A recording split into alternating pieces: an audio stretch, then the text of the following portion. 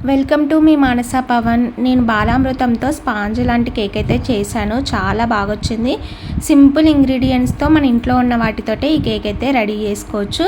బాలామృతంతో ఇలా కేక్ చేసి పెట్టండి, పిల్లలు అయితే చాలా ఇష్టంగా తింటారు.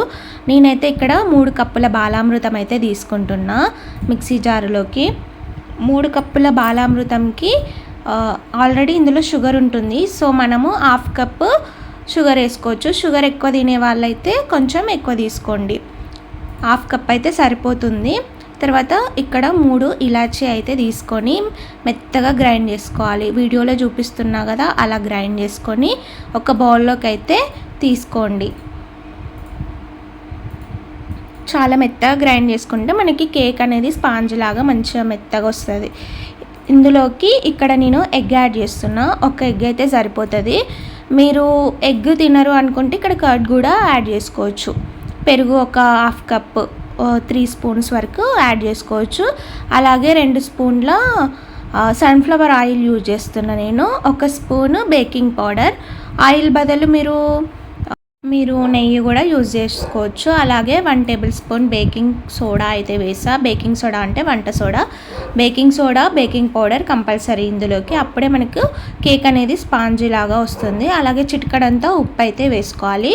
ఇక్కడ తర్వాత నేను వాటర్ వేసి కొంచెం కొంచెంగా పిండి కలుపుకుంటున్నా. వాటర్ బదులు మీరు కాచి చల్లార్చిన పాలు కూడా యాడ్ చేసుకోవచ్చు. పాలు వేసుకుంటే ఇంకా టేస్టీగా ఉంటుంది. సో నా దగ్గర పాలు అవైలబుల్ లేదు, వాటర్తో కూడా చేసుకోవచ్చు. వాటర్తో కూడా చాలా బాగుంటుంది. సో ఇలా అయితే స్మూత్గా పిండి అయ్యే విధంగా మనం కలుపుకోవాలి. స్పూన్తో చూస్తున్నారు కదా, నేను ఎలాగైతే తిప్పుతున్నానో అలా తిప్పాలి. అప్పుడు మనకు ఉండలు లేకుండా ఇలా పిండి అనేది రావాలి. తర్వాత ఇక్కడ ఒకటి అల్యూమినియం పాత్ర అయితే తీసుకొని దానికి ఆయిల్ అయితే రాసుకుంటున్నా. మీరు నెయ్యి అయినా రాసుకోవచ్చు.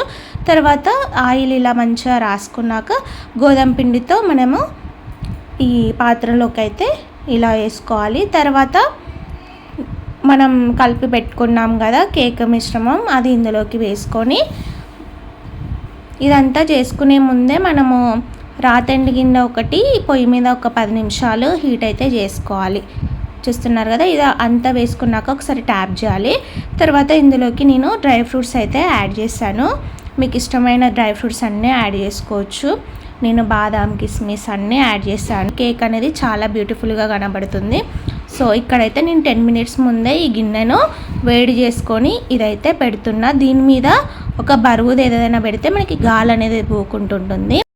ఇక్కడ మనము 15 to 20 మినిట్స్ మీడియం ఫ్లేమ్లో అయితే కుక్ చేసుకోవాలి. చేసుకున్నాక స్పూన్తో కానీ నైఫ్తో కానీ ఇలా చెక్ చేసుకుంటే మనకి పిండి అంటకుండా ఉంటే ఇదైతే రెడీ అయిపోయినట్టే. దీన్ని చల్లార్చాక మనము కేక్ అయితే తీసుకోవాలి. చూసారా, నేనైతే చల్లారిపోయింది. సో నైఫ్తో మొత్తం చుట్టుపక్కల ఒకసారి ఇలా అనుకొని ఒక ప్లేట్లోకి అయితే బోర్లిచ్చుకున్నా.